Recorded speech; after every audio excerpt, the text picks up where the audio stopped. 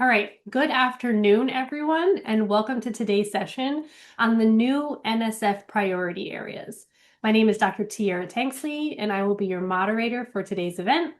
Our session today is titled NSF Priority Area Panel, Using Informal Science Opportunities to Develop the Next Generation of Innovators in Biotech, Quantum Information Science, and AI. Many of you may be familiar that these three areas are the new areas that the current administration is wanting us to focus on. So we thought it would be a great opportunity to learn from experts in these fields. This panel will explore how informal science education can spark interest and build foundational skills in quantum information science, artificial intelligence, and biotechnologies. Panelists will highlight research-driven informal learning models that cultivate curiosity, computational thinking, and problem-solving skills that support future innovation. Before we dive into today's session, we want to share a few technical details about the session.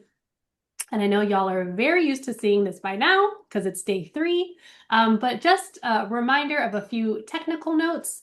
In keeping with our privacy policy, we will remove any AI note-taking apps that attend the session, including but not limited to Otter AI, Firefly AI, and Phantom AI, etc., for data privacy purposes. To access our full privacy policy, you can visit our website at informalscience.org/privacy.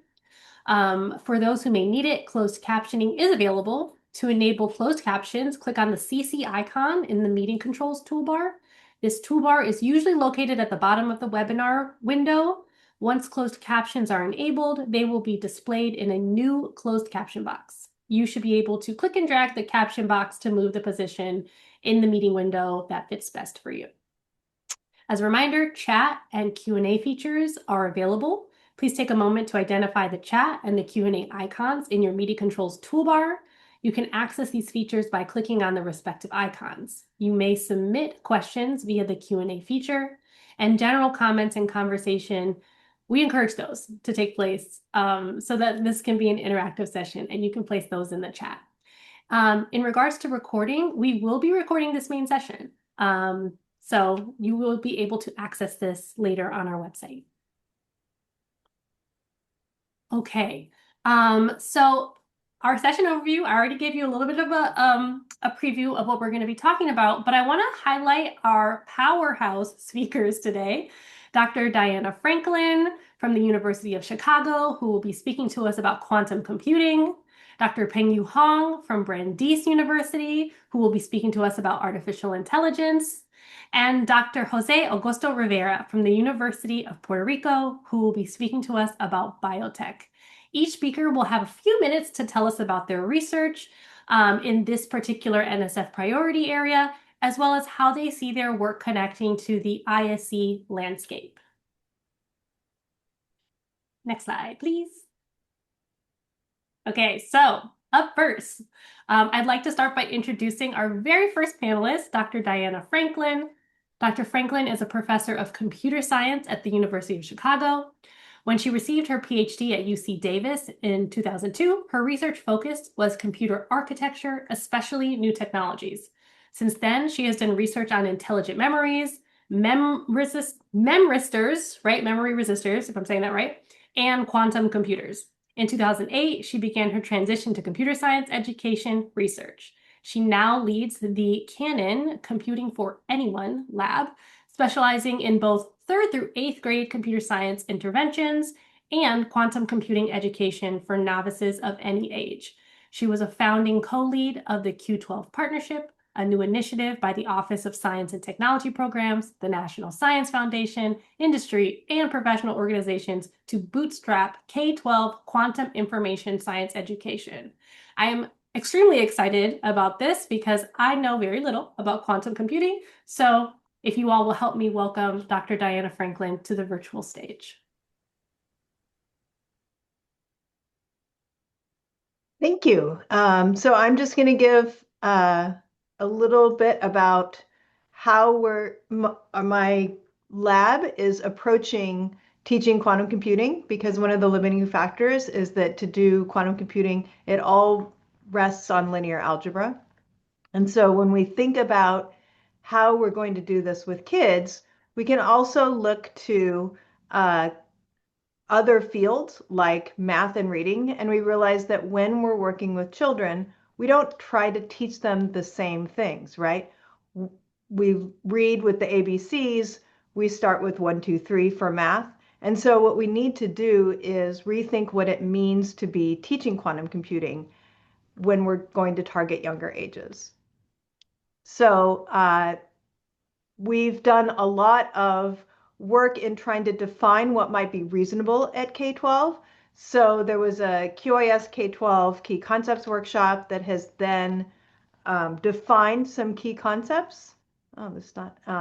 And so we rewrote them to have teacher-facing explanatory language if they didn't know all of the terms. We created CS-focused key concepts and also made frameworks for high school individual subjects and a framework for middle school STEM. So we're really trying to define what might be reasonable. We've also created some learning trajectories that at the very right edge might be something that you would see in the key concepts, but on the left-hand side starts with something that could be applied to the real world and be an analogy so that we build people's knowledge from something familiar and then just make it go slightly more technical. A lot of people say the fact that measuring state in quantum, the fact that that changes state is very non-intuitive, but there are actually lots of things in life in which that is true. We just have to have the right examples. So the way we're doing this, we've made something like 15 zines. We have a set of hands-on activities that are specifically designed to be very approachable for children. As I said, if you try to, there are things in daily life in which measuring something changes it. For example, Jelly Belly jelly beans in particular are made such that you can't smell them through the shell.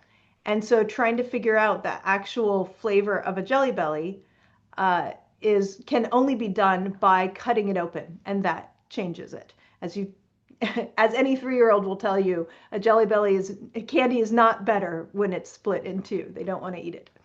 And then we have a variety of games. So our zines start with very relatable analogies and that drawn with cartoons and have very little text. Okay. And like I said, with the jelly beans, we're trying to pick something familiar and have kids notice that the more you basically destroy the Jelly Belly, the more accurate information you get out of its flavor. Okay. So we have this suite of online games that have various learning goals in superposition, measurement, entanglement, all these quantum learning goals. And so I'm just going to highlight one, which is that we have this series of learning goals that I showed you earlier about superposition. And I know we have very little time and there are words on the screen. So it's really about the high level approach we're using. So one learning goal is superposition is when something is two things at once. So we have a cupcakery with cupcakes. And so we have these mystery boxes that are in superposition of both chocolate and vanilla. And in our Quantum Connect 4 game, we have tokens that are both yellow and red in superposition. So, and then we have some other goals as well in how we design the game mechanics. So all of the game mechanics are designed to match somewhat with quantum, and then we attach the vocabulary word with them. And then we have these reward cards that you get, and then you can read more about quantum. We found that kids weren't really reading these. And so we actually designed a card game in which the game mechanics, you have to read the card in order to be able to understand how they're played.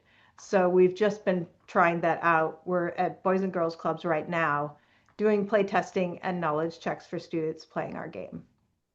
So that's it. Hopefully I didn't run over.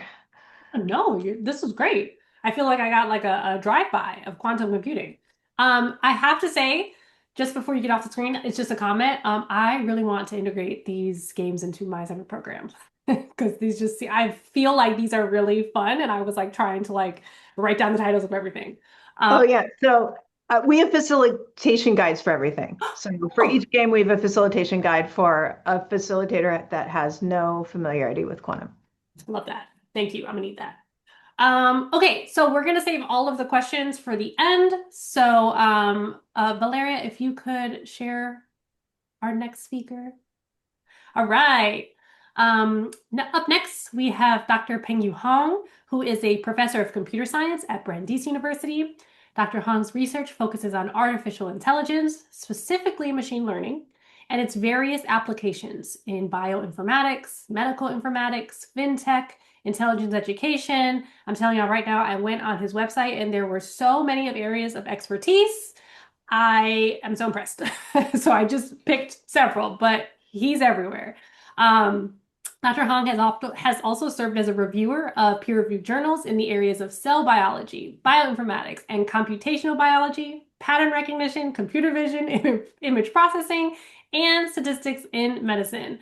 And you have probably also seen Dr. Hong in a lot of today's sessions because he's also been on our planning committee here for the AZO PI meeting and has been helping with moderation. So please help me give a warm welcome to Dr. Hong as he joins us on the virtual stage.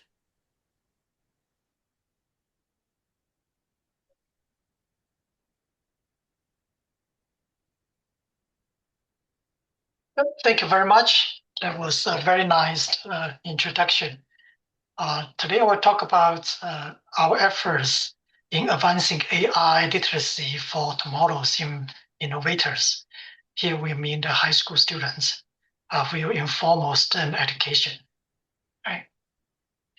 So AI is already almost everywhere, I would say, and it's also advancing very, very fast.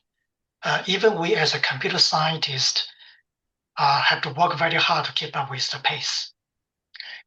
Now, if you look at AI, it's the role of AI from a formal angle, you can see it almost everywhere, like in the basic sciences, biology, chemistry, biochemistry, neuroscience.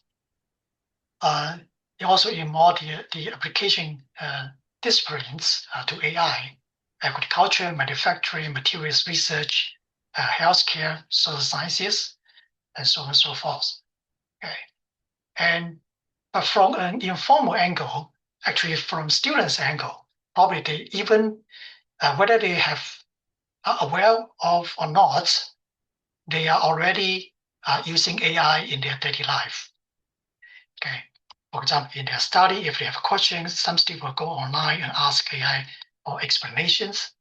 And in their social communication with their friends, when they play games, they're using AI technologies, okay, here and there. And if they go travel outside the country, they can take a picture, even though they don't know the foreign languages, they can understand the culture there. Yeah. So, and in reality, what matter could be immediately to students graduate either from high school or from college. The jobs across sector are evolving very rapidly. You probably already saw news announced by companies they're adopting AI technology to basically speed up or increase their productivities, right? And that will produce ethical or social implications. Now, our suggestion to students is to start building AI literacy. And it's not too late to start in high school. I would say probably even earlier would be better. Okay?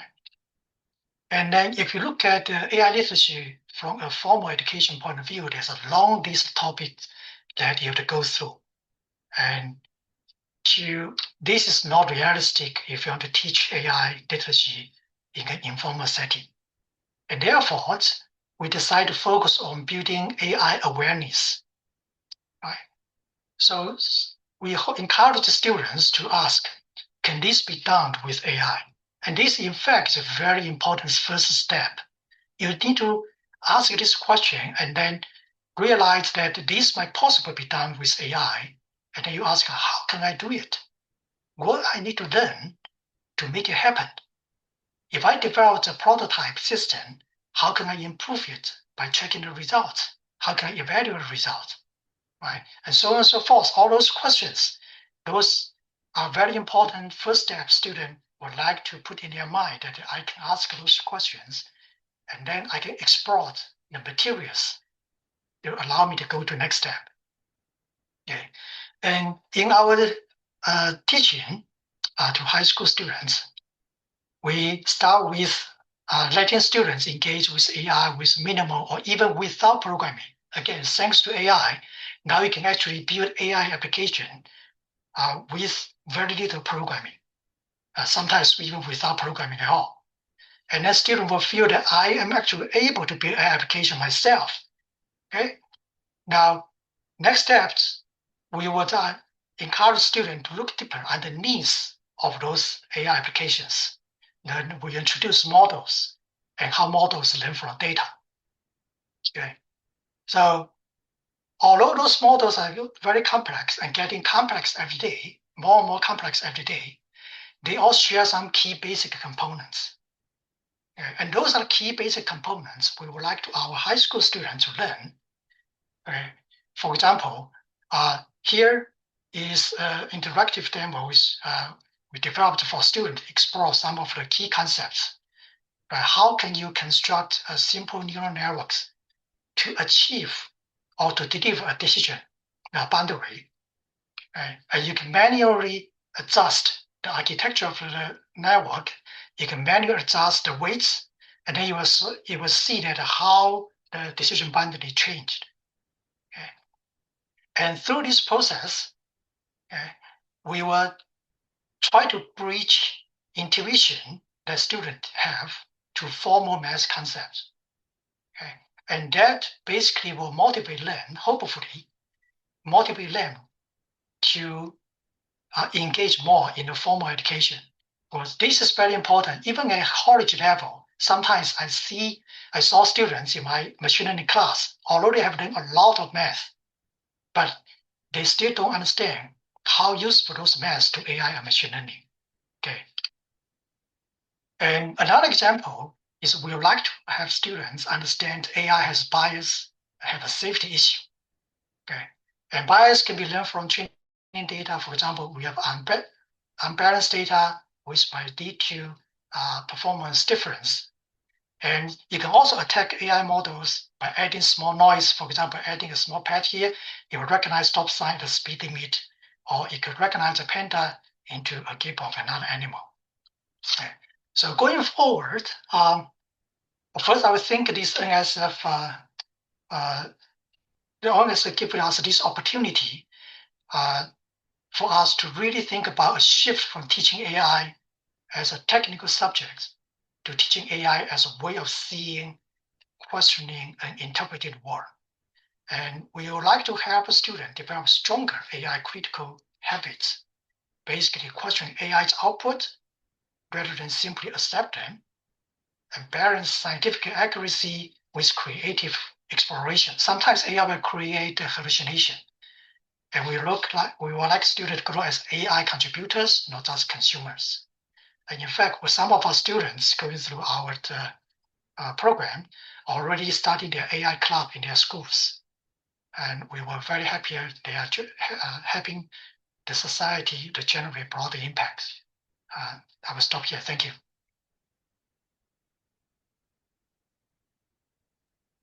Thank you so much for that. And once again, I feel like these are things I want to put into my program. I have so many thoughts and questions. I'm gonna stick to my rules and I'm gonna save them to the end. We are going to introduce our third speaker. All right, let me get up my slides. Oh. Last but definitely not least, we have Dr. Jose Augusto Rivera, who is a tenure-track professor and researcher at the University of Puerto Rico. Dr. Augusto Rivera's research focuses, or it's at the intersection, I should say, of circadian biology, neurobiology, and animal behavior. And I want to say I learned a lot in reading some of his articles in prepping for this session. Prior to becoming a professor, Dr. Augusto Rivera completed a PhD in neuroscience at Brandeis University, where he contributed to groundbreaking research on the nature of circadian oscillators. He also completed a postdoc at UPR Medical Science campus, where he studied hormones and behavior. Across his career, Dr. Augusto Rivera has published extensively in peer-reviewed journals on topics such as circadian rhythm development and neuroecology, and he has also been the recipient of numerous grants and awards from NSF, NIH, USDA, and so many more. Please help me introduce or welcome Dr. Jose Augusto Rivera to the virtual stage. Thank you. That was a beautiful introduction. Okay, thank you very much. Let me share my screen.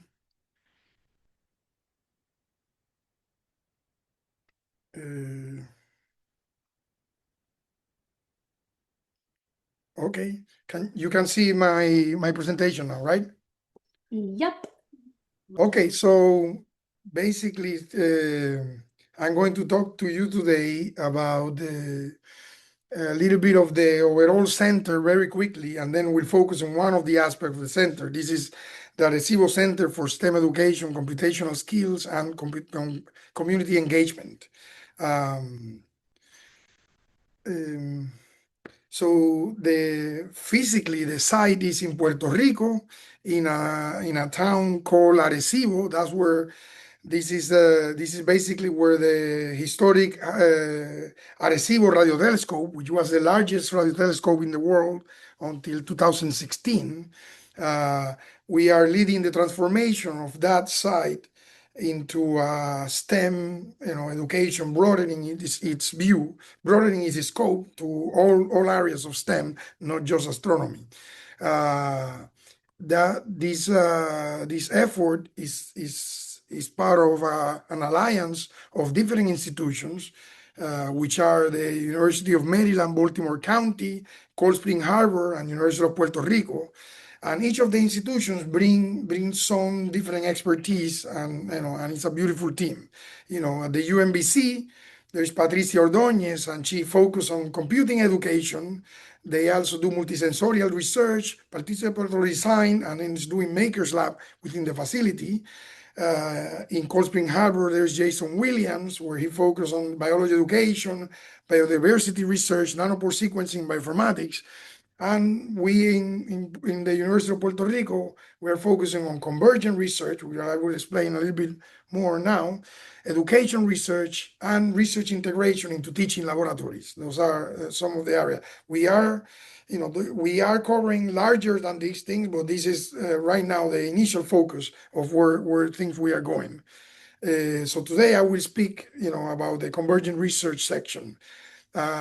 To tell you that story, I will show you a video that my students, these are my star students, Ariana and Lisbeth, they are the producing of this summary video that I will show you now, which is a great summary. So I will go ahead and put the video. Our main goal is to improve STEM education through the formation of convergent research teams, where we will bring together scientific and educational researchers from multiple fields of knowledge with teachers and their students. Convergent research is a strategy to solve complex problems with social relevance at both the local and global levels. Initially, we have decided to focus our efforts on the problem of food security, which has been predicted by the scientific community, and the important role that Puerto Rico's bees could play in its solution. Likewise, as you heard, our bees are genetically unique and have inherited the best traits from both the European and Africanized bees. According to studies by our colleague, Dr. Tugrul Gilay, who is an authority on bee research in Puerto Rico and worldwide. For example, our bee physically resembles the African bee, but its level of aggressiveness and the amount of honey it produces are like those of the European bee, and an expert can even work with them without protection. On the other hand, the African bee, as soon as a hive is open, attacks fiercely and viciously, and even if you are an expert, you cannot work without excessive protection. It is extremely important to monitor the dynamics of our bee populations, their health, and all the environmental factors that may be impacting them.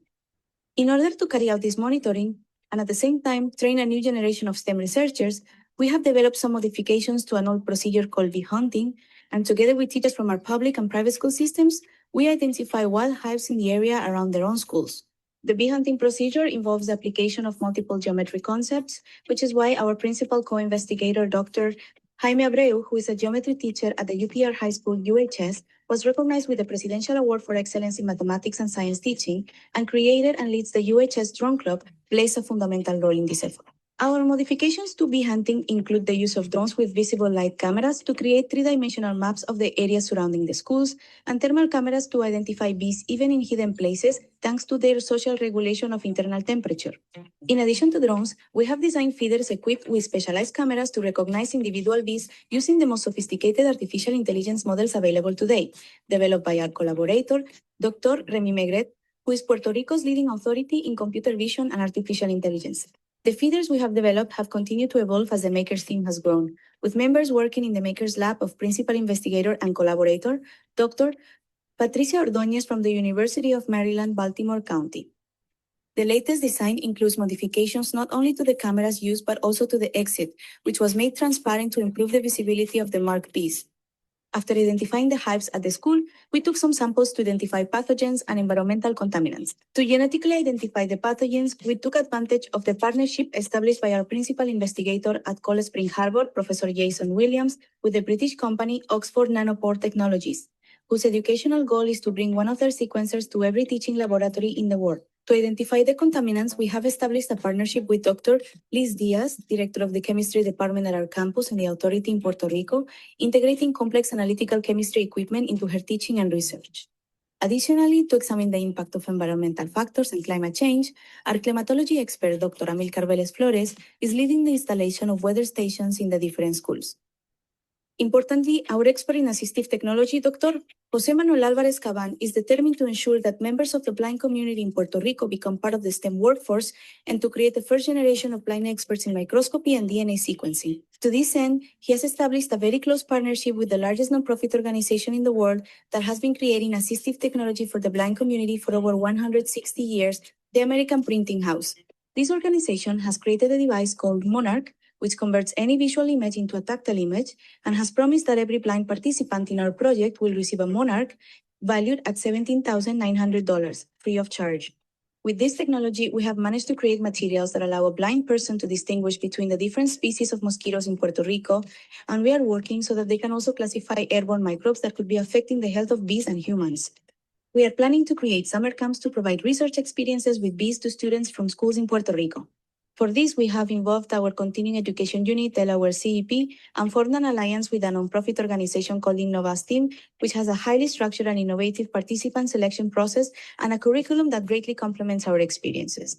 All of these experiences are being studied by a panel of educational research experts, with the purpose of analyzing, observing, and strengthening the impact of our initiatives. Finally, here is our team so far. A passionate group that continues to grow with every new challenge and collaboration. We thank the National Science Foundation for its financial support through grants $2,300,000. Okay, so that's the presentation, and thank you. I love the little bee. Yeah, me too. Thank you so much. Oh my goodness. I mean, I think I don't even know if I can call this an issue, but like 8 minutes is just not enough. I have so many questions about all of these presentations. I want to know about the Monarch. I want to know more about like the AI models that you had, Dr. Hong. I want to know more about the online games, Dr. Franklin. Okay. So we did have a couple questions in the chat that I want to surface. There was a couple clarifying questions, I believe. I think I saw one. I can't find it right now, but it was, I think, oh, maybe you answered it already. It was about defining AI. Yes. Okay. It looks like you answered it already, Dr. Hong. So the question in the chat was, how does Dr. Hong define AI, since the public understanding is mainly generative AI, such as ChatGPT? Dr. Hong, did you want to say anything out loud about that? Yes. ChatGPT, I would say, is the first AI system that can reach millions of users in a very short period of time, in a matter of days. Okay, including myself as a user, immediately I sign up the next day. and I was impressive what it can do. And I would say at that time, when I look using that tool, for example, one functionality is translation. Right, I can input my question.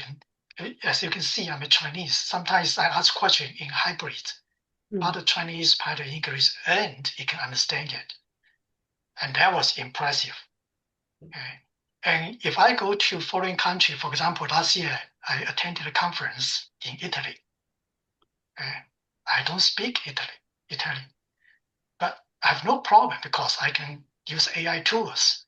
I visit this place, that place, I take a picture and ask questions. Okay. So it basically that make our daily lives more convenience. And it's the first time we realize that AI can help us so much. And therefore that people get familiar with, I think they start to realize there's a field called AI through this tool called ChatGPT. As you know, the same thing happened in many other places, right? For example, that soft drink, people will come up with the first brand will be Coca-Cola and maybe a Sprite.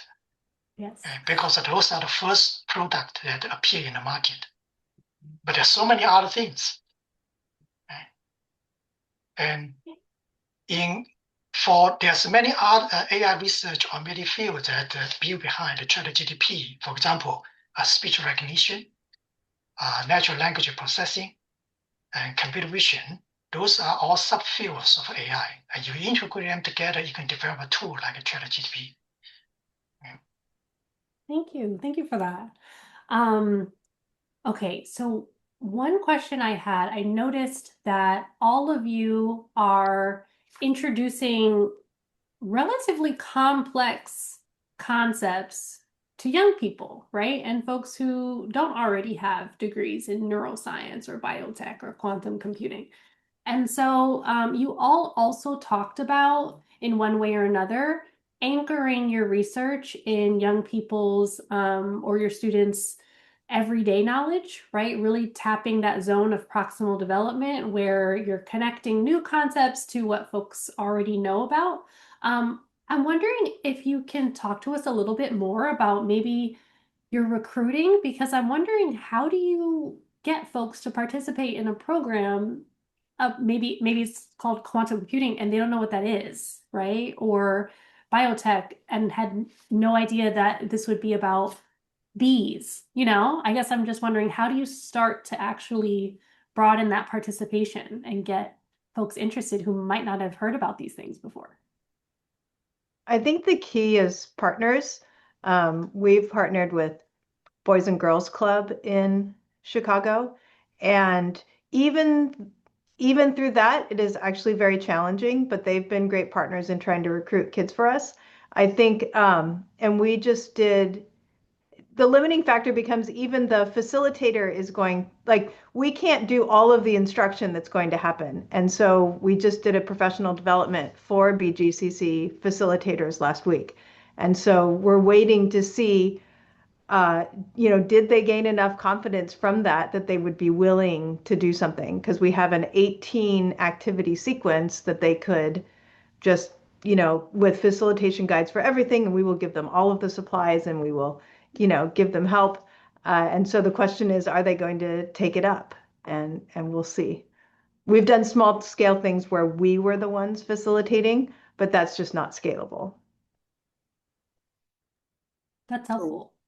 Yeah, in our case with the Bees project, I mean, we are, in this particular project, we are in a pilot phase, and we plan to finish this pilot phase by the summer of next year to start scaling. But in this pilot phase, what we did is we selected teachers that basically have worked before with us through another, through other actually NSF funded project. We had a BioRETS, NSF BioRETS program where teachers came for a summer to work with us. So two the teachers from two of the schools came from that program, and they already were crazy about bees, and really committed to bee and to taking things to their students. And then the other two teachers have participated with us in scientific fair projects. They had approached us to do scientific fair project with their students before, so we had interacted with them before. So, because we were starting with a few participants, so we took the ones that have shown strong engagement, because it was intense what we were, what we were planning, to do, and it's been great to work with them. Now for the next scale, now we are doing we are sort of making a one-day activity at the Arecibo Observatory, where we put different things that we normally do in series, and it takes a long time. We do a one-day activity, or we are planning to. We have done some testing, and we plan to do this more weekly basis in the next few months, to start bringing schools to this one-day activity, and then sort of screening teachers from that. So screening teachers and bringing them with their students, so we see the dynamics and things like that, because we are learning a lot on what it takes, and what and how to deal with that. So that's basically how we address that question.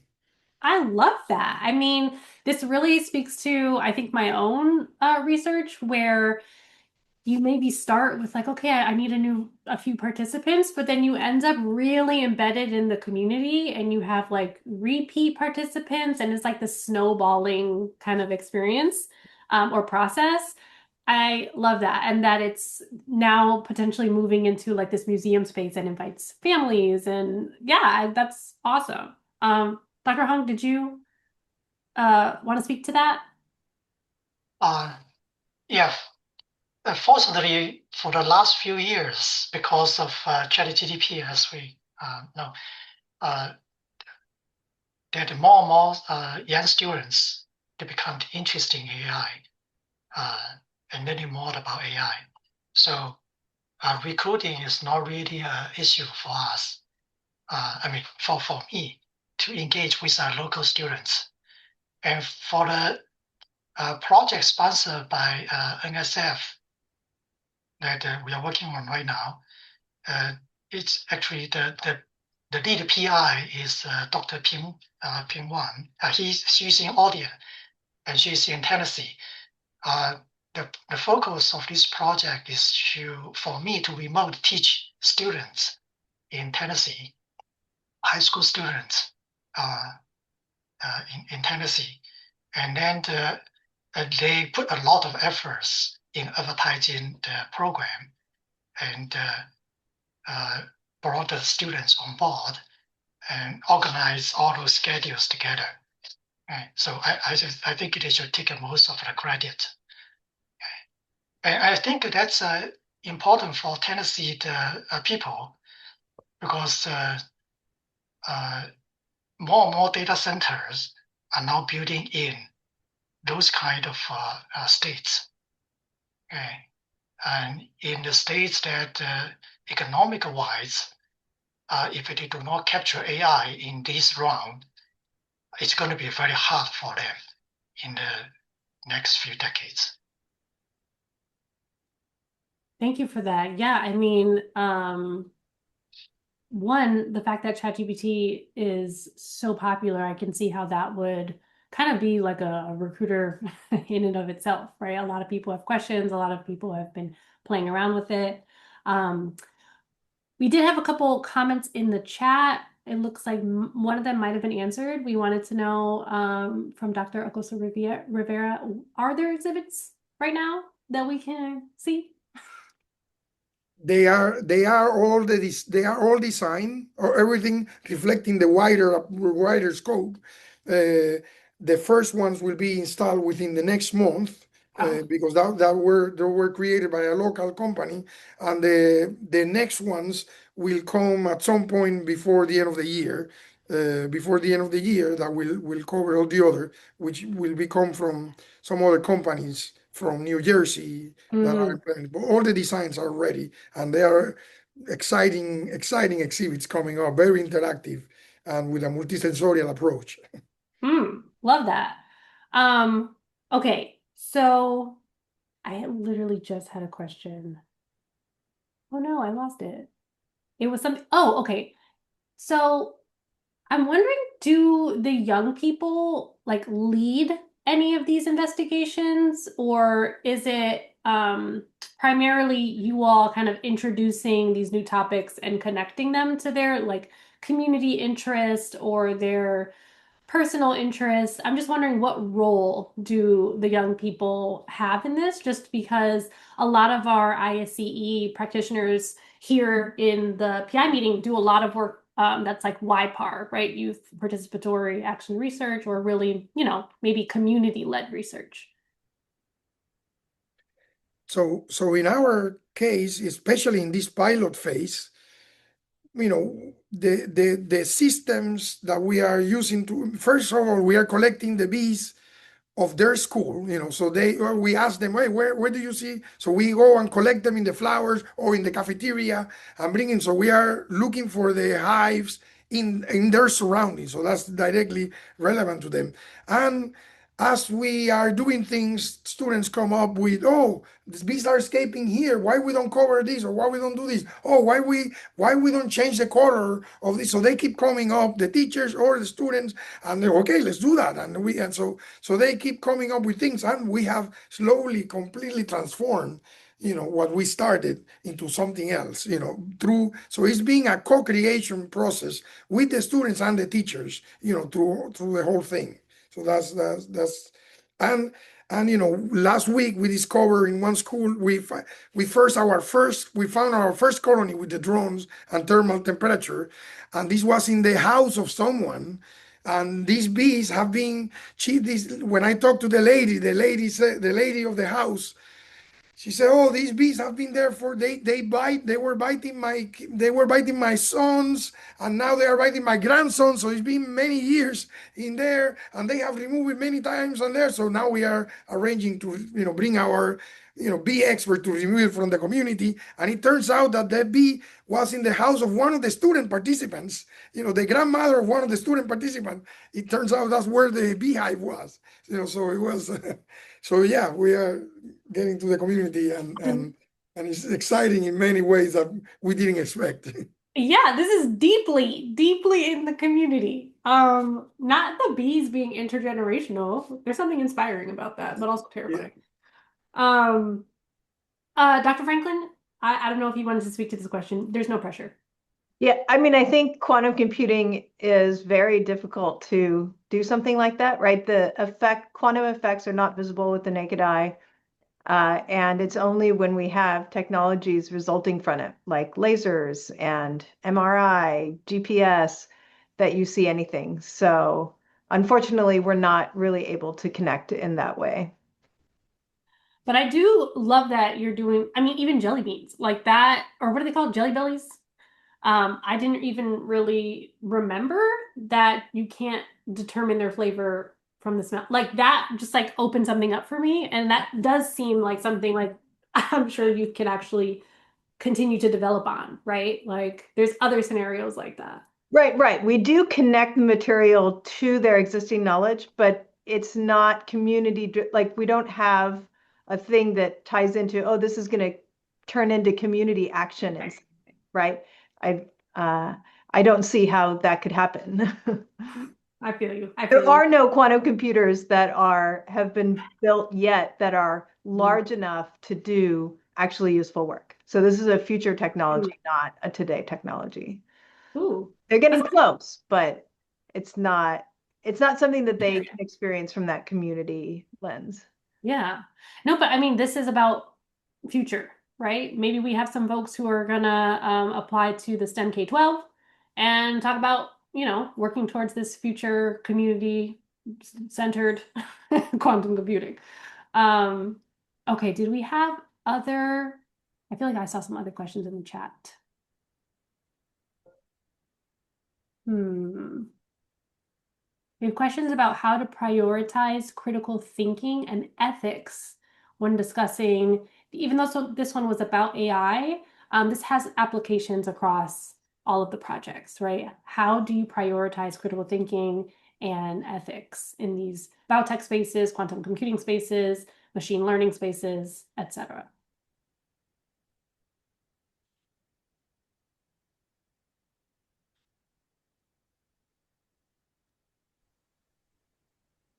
I have put the two responses in the chat window. Maybe I can repeat them.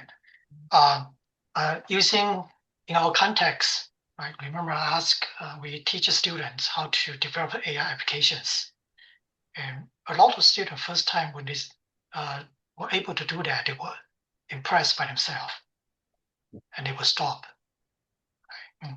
And then we would take the opportunity, ask them to look at the outputs of an AI application, for example, like an object recognition or a text to image synthesis, and where it feels not good enough. Okay, we hope that AI can do better. And this, if you are able, there's a very important step. The first step is that you are able to ask such a question and then motivate yourself to think deeper. And we can, together, we can discuss what are the possibilities that can maybe make it better. Maybe it's because of a data distribution problem, or maybe it's because when you build your model and you implicitly make some assumptions that you didn't realize. So we can have that kind of a discussion. Yeah. So from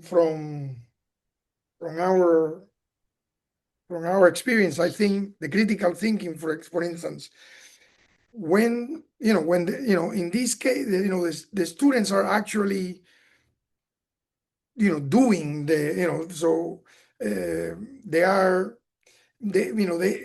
they see some bees doing some weird thing, and then they start asking questions, and then that because they are seeing it right there, experiencing, and then that leads to questions they ask, and they ask really interesting questions there, much more different than when I am making a presentation in there. It just comes spontaneous right on the spot, and things like that.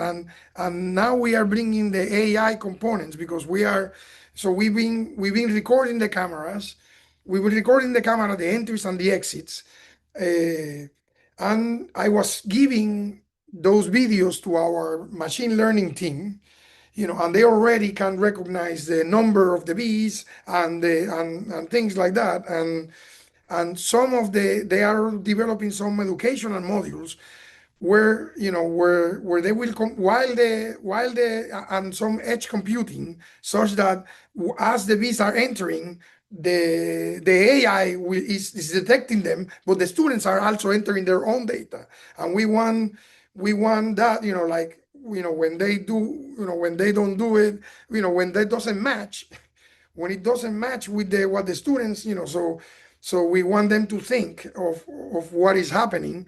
And they are talking, our AI team is talking about introducing sometimes error, that the AI makes error, because for them it's really important that the people know that this is not perfect, that so they want, to have comparisons of multiple users and with the AI, and things like that, on this component, to trigger, to those kind of questions and critical thinking. Yeah, thank you. Yeah, I think in the quantum, some of our games, so we have that cupcake game. And the interesting thing about that is it's basically pretending to be just this simple game that you're trying to fix the cupcake flavor that the absent-minded chef got wrong. But you're actually right. You're actually creating very small quantum programs. And so when we let them know that after they've played it, I think the kids start, I would say we're more on the confidence side and exposure than leading students on a questioning journey, because they have no exposure. And what I want is for them to be confident that in the future, when they have real educational opportunities that are going to be deeper, that they take those. And so I think giving them that confidence. And then you were talking about errors. We do have in the card game, the whole point is you're protecting your computer from errors. And so the error cards are vibration, and it's a Taylor Swift concert because Taylor during one of her songs, there have been measured earthquakes in Seattle and London because of how large the crowd was stamping on the ground together. And so we have these real things, and that is real. During the pandemic, the quantum computer at Duke worked a lot better because nobody was in the building. And so these end up teaching real things. But we don't have like the traditional science, like observe this thing, that's counterintuitive, because it's very hard to really observe quantum processes. Wow. The Taylor Swift fact just blew my mind. So thank you for that. Whoa. We did have someone in the chat ask you, Dr. Franklin, for the links to your resources. I feel like everyone is interested, so I don't know if you have those on hand, if you could pop them in the chat. I'm also wondering, this is actually just something that came to mind, and I don't know if this is like a quantum computing question or not, so I apologize in advance, y'all, if this is not, if this is ill-informed. But your example of the Taylor Swift concert, like, reminded me of a project I had learned about recently where someone went into a Black church and they were able to use some type of technology to like showcase like the vibrations of like, there's a lot of different what is the thing called? I can't even, tambourine, there's a lot of like tambourine stuff, and they were able to create this like visual model of like the sounds.